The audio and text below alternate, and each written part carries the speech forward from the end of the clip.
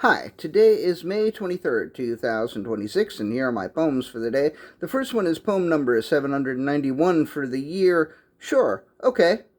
On Thursday, I went to see The Mandalorian and Grogu. As they scanned my ticket, they asked if I wanted a poster, and I said, sure, okay.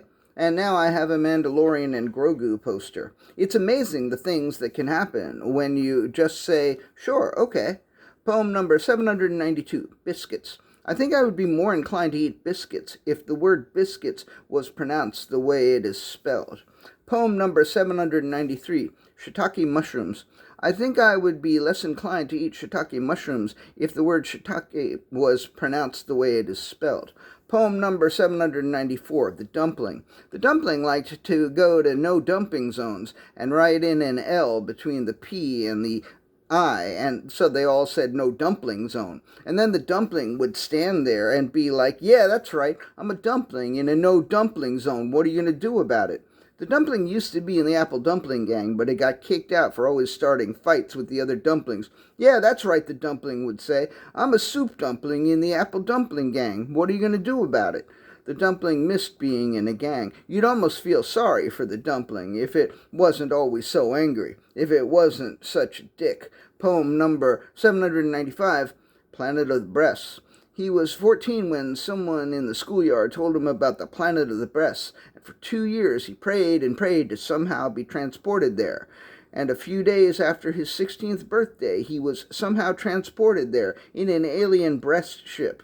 It wasn't as sexual as he thought it would be, but there were all kinds of breasts. Big bouncy ones like trampolines, soft pillow-like ones that he laid his head upon, and small ones that were almost like bonbons, but were actually breasts, of course, because it was the planet of the breasts. He got tired of all the breasts after a few days, and so he was somehow transported back home in the alien breast ship. He had learned a bit about himself as a result of his sojourn. He had learned that there was more to life than just breasts. Poem number 796, What It Took.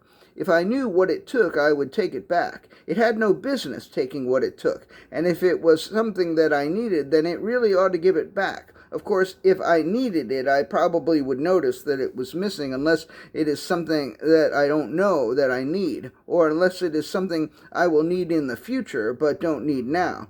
If what it took is something I need, then I hope it gives it back. But if it is something I don't need, then I guess it's not a big deal. Still, either way, I'd like to know what it took. And the last poem of the day, poem number 797, You More. I got one up the other day after having successfully returned something to a store. I told the guy who helped me I appreciate you. Instead of graciously accepting my appreciation, he came back at me with, I appreciate you more. I was thinking, it's not supposed to be a fucking contest, and in fact, there's something obnoxious about implying that my ability to appreciate is somehow inferior to yours, but I didn't say anything, I just left, and as I did, I could feel my appreciation for that guy waning into near nothingness. That's it. Thank you. I appreciate you. And if you say I appreciate you more, I don't know what I'm going to do about you.